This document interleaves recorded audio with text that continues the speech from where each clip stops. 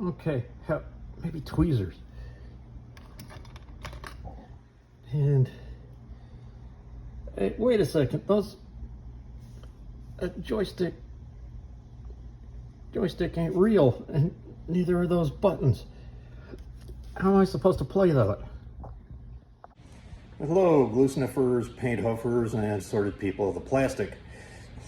Well, my next automotive project is another one that kind of has to do with family. In the 70s through the 80s, family business was video games, pool tables, jukeboxes, pinball machines. And so I saw somebody's model kit that, when they had done it up, looked a lot like the truck that Dad had with the business. And so it was an early 70s fleet side that had a Tommy lift on the back. So I got a repop of that kit, and with some scratch building of some things, I'm going to recreate Dad's old truck. And I also got some supposedly in scale video games that are going to be sitting in the bed.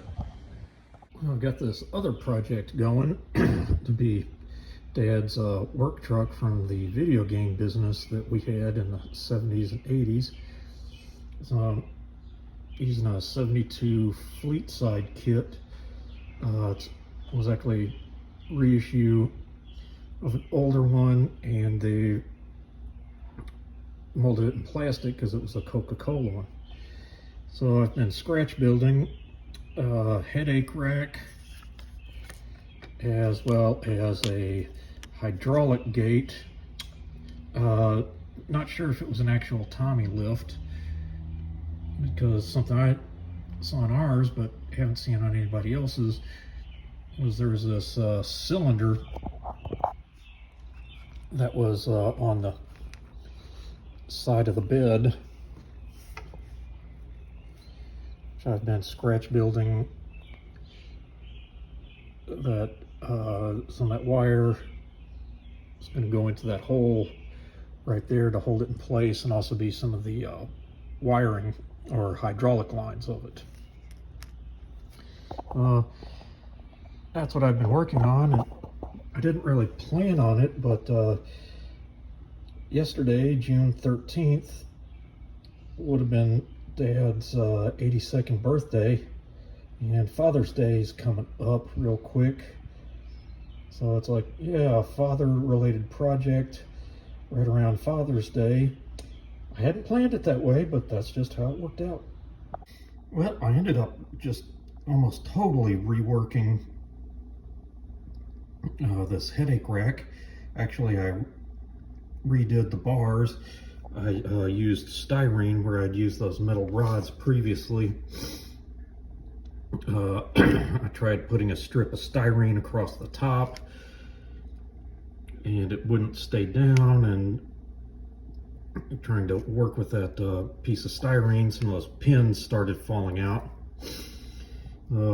Finally just got some styrene rods, cut them, then sanded them down until they would fit. And honestly, I think I'm a lot happier with the way this is turning out. Well, that's the first I've put it on there, and it's actually quite a bit bigger. The website that advertised it said it was the right scale, so, but maybe it's not. I think that's overwhelming. And yeah, that's definitely too big. Well, I can't get both those machines in the back. That's a disappointment. May have to, I've seen pool tables and jukeboxes that are supposedly, I mean, not I've seen pinball machines and jukeboxes that are supposedly in scale. Who knows, I may have to go buy one of those. But the dolly is in the correct scale. And let's see, I'll show later some of my work with scratch building a headache rack, as well as Tommy lift gate.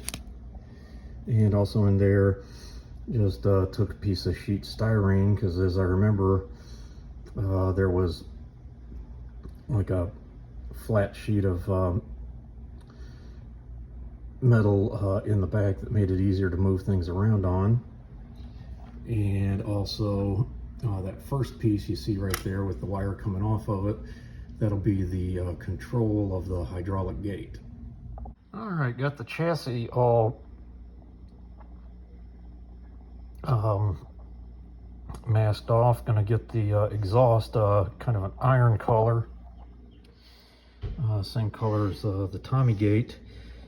Tommy gate needs just a little extra right there. And actually some of the scratches, that's not intentional weathering, that's just from getting bounced around in the box. And you know, I'm kind of liking it. Makes it, if that wasn't just white underneath there, if you know, this had been the undercut color, but I think I may just let that bounce around a little more. I just need to get some of that iron color on that edge right there. Might let that keep bouncing around and kind of give that a rust wash to make it look a little used.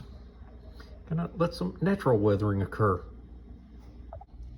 Well, there's the underside of the chassis all painted up, and so far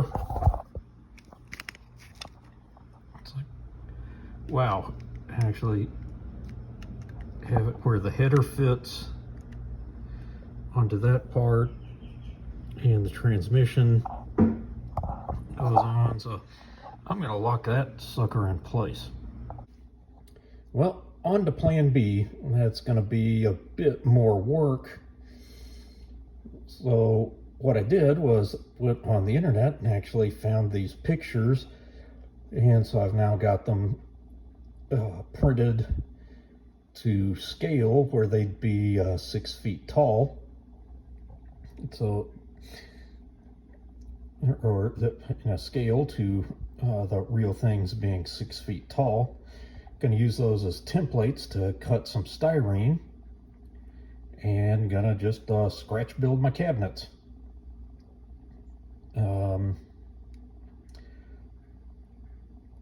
And go from there. I think that size is gonna work out a lot better. Hang on, let me get the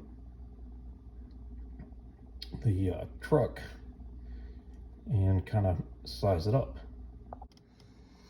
Okay, I've got it kind of guesstimated at about the right thing, where that would be sitting in the bottom of the truck bed, and I think that's going to be a whole lot better.